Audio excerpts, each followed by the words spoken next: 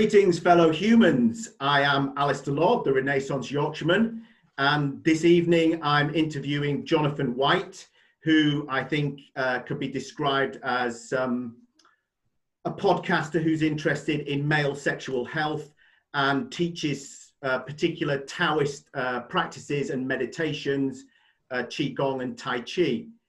And I took his course last year, and it made a lot of difference in my life, and I thought that it would be useful to interview him for my podcast. So Jonathan, would you like to describe yourself and say what you do in your own words?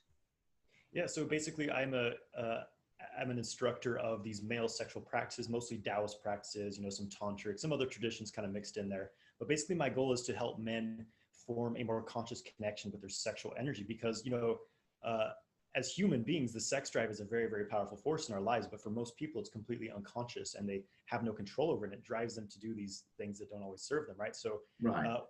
What I've found studying the Taoist practices and yogic system is that there's this theme of learning to transmute that sexual drive into something a bit more aligned with our higher purpose, our higher spiritual nature.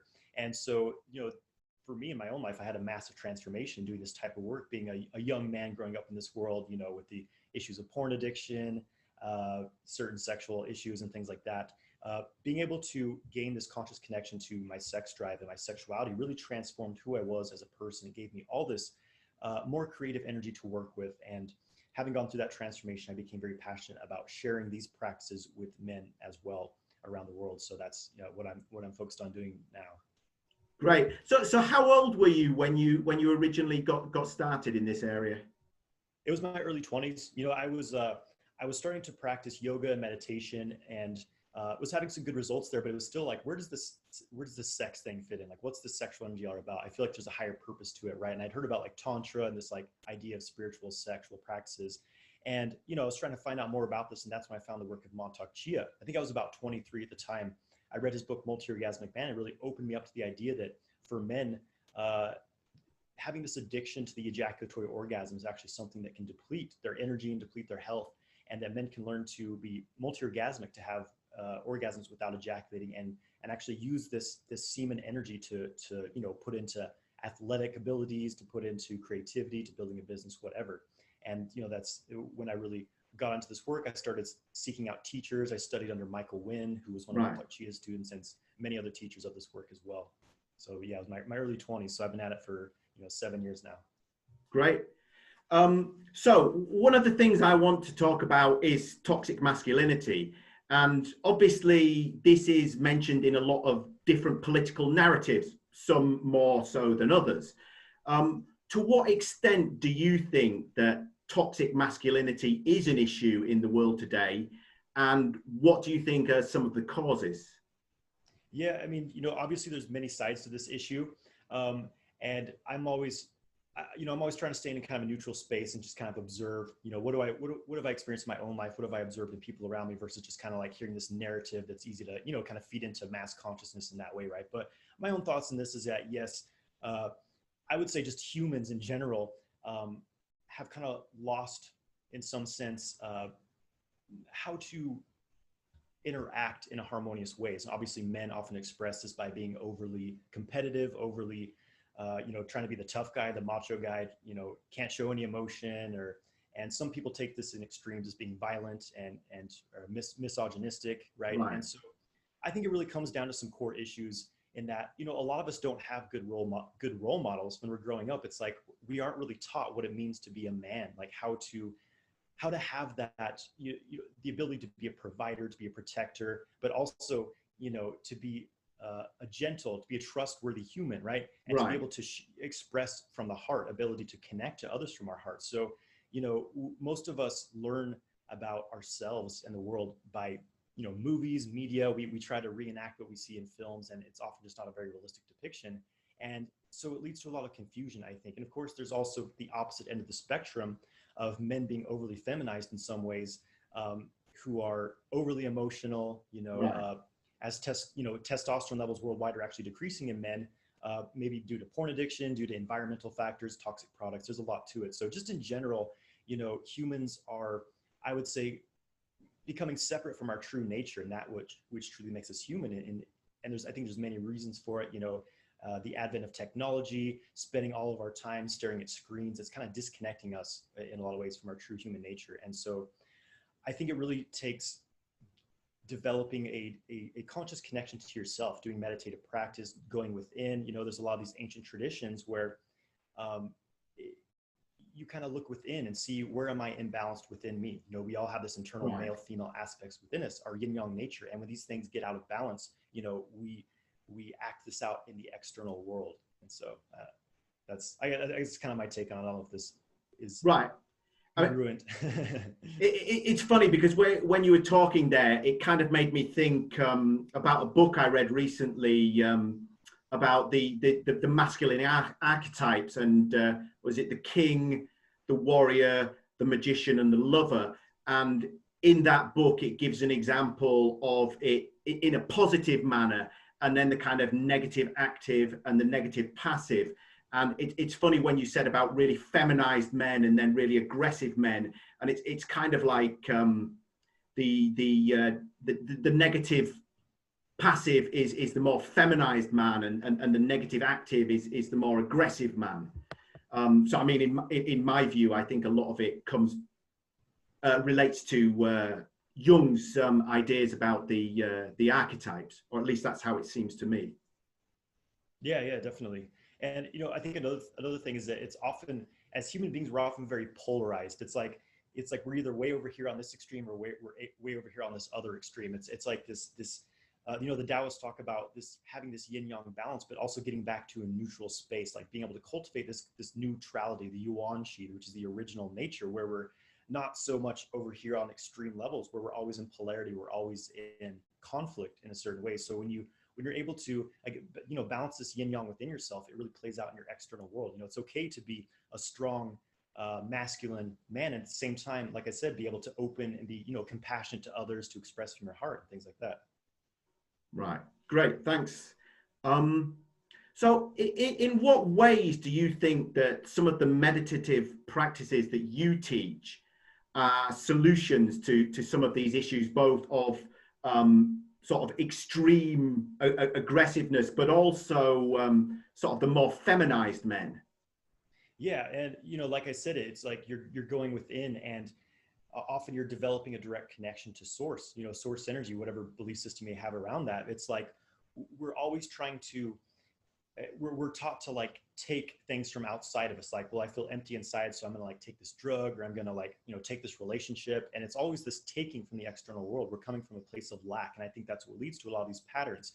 And I think a lot of these excessive imbalanced masculine patterns come from a need to try to impress others, a need for the approval of others and things like that, because you feel empty within. Maybe you didn't get enough love from your parents, or you're not giving enough love to yourself, right? So for me, these practices have really enabled me to have this direct connection to life force, to nourish myself, to connect to nature, to fill up from the chi of the universe, and correct some of these imbalances, to give myself the self-love I need, so I get into a space where I'm kind of overflowing. Now I have enough to share with the world, and I'm not concerned about what other people think about me. I'm not trying to impress anyone, because I have what I need within me, and I'm coming from a place of abundance and giving to others, because I'm overflowing. And I think if everyone has that type of practice, I'm not saying I'm perfect, obviously I still have my things I'm working on, but like if everyone was doing this type of inner work, reconnecting to their true nature, filling themselves up within, then I think we would see a lot of the problems we're having in the world dissolve.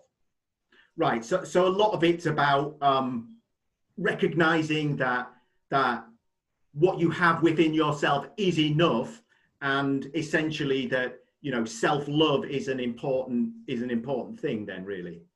Yeah, and really, a large part of this work, especially in the beginning, is kind of clearing some of these energetic imprints, these beliefs, this conditioning that we're grown up with, traumas we've experienced, negative emotions, because these things, they're energy, and they can become stuck in our bodies, and we hold these patterns. We start to identify with them, say, well, I'm a depressed person, or I have social anxiety. You start to name these things, and you identify with them.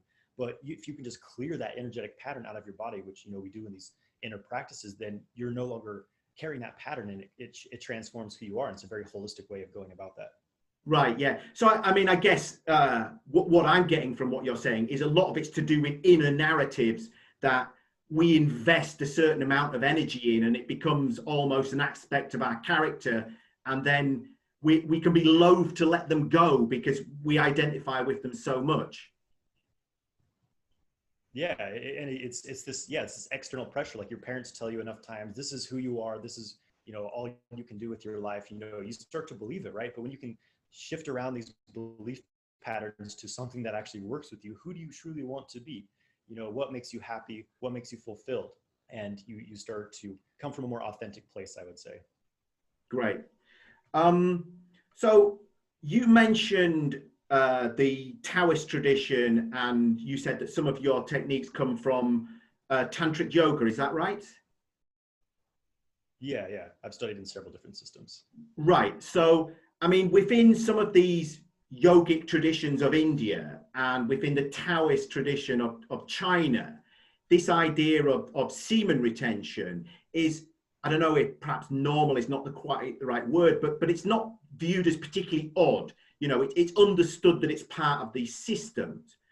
But for a lot of Western men, this idea of kind of semen retention might seem quite bizarre or esoteric. And I mean, certainly for me, I only came across it last year, not long before I took your course. So, you know, for Western men who might be watching this, in what ways can you demystify this? And what scientific evidence is there that semen retention is beneficial for male health? Yeah, so I'll give first. I'll give kind of a quick kind of Taoist and yogic perspective on this. So the Taoists and really the yogis as well believe that we're born with a certain supply of energy, our life force. The Taoists call it the Jing. I think the yogis call it the Ohas, right? And one of the ways we spend this energy is through for men ejaculating. It takes a lot of resources on a scientific level. There's a lot of nutrients, there's a lot of minerals, there's a lot put into creating the semen, right? On an esoteric level, they say that it's literally carrying our life force because it's the seed to propagate life. And so every time as we ejaculate as men, we lose a bit of this energy. And it's okay if you're doing it in balance, but there's so much excess sexual stimulation. Porn addiction's becoming a huge problem worldwide, and it's driving men to be porn addicts. They're masturbating every day and they're releasing all this sexual energy. They're literally draining their life force from their bodies. And so there's some scientific validation to this as well. There's certain hormonal changes that happen when a man ejaculates. Right after an ejaculation, the body releases a hormone called prolactin, which actually suppresses your testosterone levels. It makes you feel tired, fatigued. It's the stereotype of the man finishes having sex and he rolls over and falls asleep. He can't really talk to his partner. He's exhausted, right? Yeah. And this gets worse and worse as you age. Maybe some people watch this, they think about when you were a teenager and in your early 20s, you could ejaculate and then go at it again, right? But when you get older, when you get your 40s or 50s and beyond, sometimes it takes you days or like a week to recover from ejaculation. So obviously there's some changes happening here, right? And there was a study done in China where they took a group of men, and I think it was something like 28 men or something. Basically half of the men went like 8 days without ejaculating. The other half of the men ejaculated every day as most men do. And they found that the group who retained their semen for a week, their testosterone levels were boosted by about 150% on average. Right. And so, it's a significant sign that there's something going on. I think the best way is to just try it yourself. Like go, if you've never gone more than, 1 or 2 days without ejaculating, try it. How do you feel after a week? Like there's a significant change that happens. You feel more energized, you feel more confident, your sexual virility increases. So it's a very, and when I'm talking about this, it's not like I'm saying you have to go the rest of your life without ejaculating. That's not my viewpoint. That's but it's like if you can start to regulate this, maybe try going a few days without ejaculating at a time. You can try a week. You can try 2 weeks. And it's also important to know that you don't have to stop sexual activity. This is the the big killing point for a lot of men. The Taoist practices teach you to experience orgasms without ejaculating. It's a different type of orgasm. It's a different type of experience, but it ultimately, for me, became much more powerful and much more fulfilling because you don't have that drop-off point in your energy after you ejaculate. You can keep having sex if you want. You can have these orgasms over and over. So sex becomes more of a connection between you and your partner. It no longer becomes about the man trying to, get this short-lived 5 to 10 second ejaculatory orgasm. It becomes a more holistic, multidimensional experience of sexual connection, which is what, Tantra and Taoist sexual cultivation are really about. Right. So, I mean, that may well be news to a lot of men, that actually you can have an orgasm without ejaculating. Oh yeah, yeah. They're two separate processes, but it's like nature put them together as a reward for our, reproducing, right? And so we start to associate this, and especially because we're conditioned by porn, we see in porn, it's like it emphasizes that ejaculation at the end, like, oh, that's it, that's what it's all about, and you start to get addicted to that pattern. But Right. when you create a new experience of sex within yourself, a new experience of orgasm, it's where you start to bring the energy upward in the body, that orgasmic energy, and store it within your body instead of releasing it. It's very powerful and it's very healing. Right. And I mean, this energy that you're circulating because you're not ejaculating, you can then put this to other uses, right? Exactly. And that's what, sexual transmutation is all about, is this sexual energy. It's the power to grow life. It's really the power to create life. Our bodies come from these sexual cells, and it's also has a bonding element to it. When you are in love with someone, you have sex with them, it bonds you together deeply. So when you're working with those qualities of that energy consciously, you use this energy to amplify, the processes of your body, the processes of your mind. You put it into whatever you're focused on. A lot of famous people, Muhammad Ali, Steve Jobs, Nikola Tesla, they all believed in the power of sexual energy. And, Muhammad Ali would go weeks at a time without ejaculating before his fights. Right. Steve Jobs would have non-ejaculatory sex. He would build up that sexual energy and then store it in his body to put into his work. And so you start to use that energy for other things instead of just releasing it from your body. And it's incredibly powerful. Right.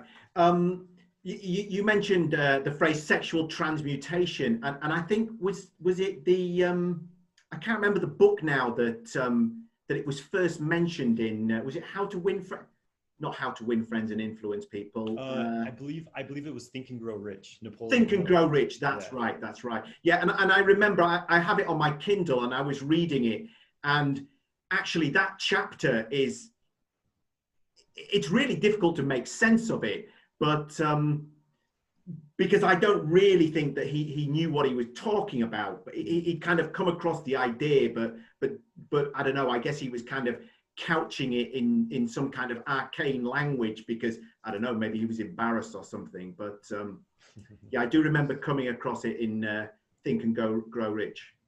Yeah, and so the Taoists and the yogis had methods to actually do that, and learning those is very, very powerful. Great, thank you.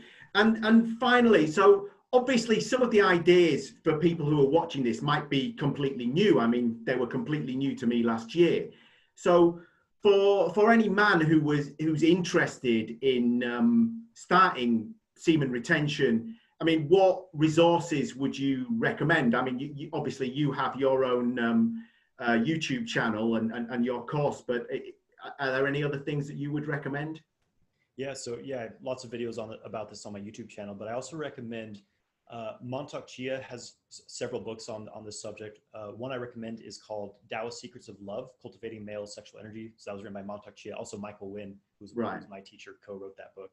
It's a really great one. There's a book by Stephen Chang. It's called the Tao of Sexology. I think it might be out of print, but you might be able to find like a PDF download on the internet. That's a good read as well. So those are some good starting points. Great. Okay. Well, thank you for agreeing to the interview. It was very enlightening. And would you like to mention your channel or your courses? Yeah. So you can find my YouTube channel, Sexual Kung Fu, Instagram as well. I'm on there, Sexual Kung Fu. I have a 6-week course for men. It's called Multi-Orgasmic Man, which is basically the sexual Kung Fu system, learning to clear these old patterns from your body, preparing the body for new patterns of expressing sexual energy, learning to have non-ejaculatory orgasms, learning to practice semen retention in a holistic way, and overcoming sexual issues like premature ejaculation, and be able to consciously exchange your energy with a partner. So having tantric sex, these are all things I cover in that course. Great. That's on my website, jonathanwhitelifestyle.com. Okay. Thank you very much. Thanks, Alistair. Thanks for having me. Cheers.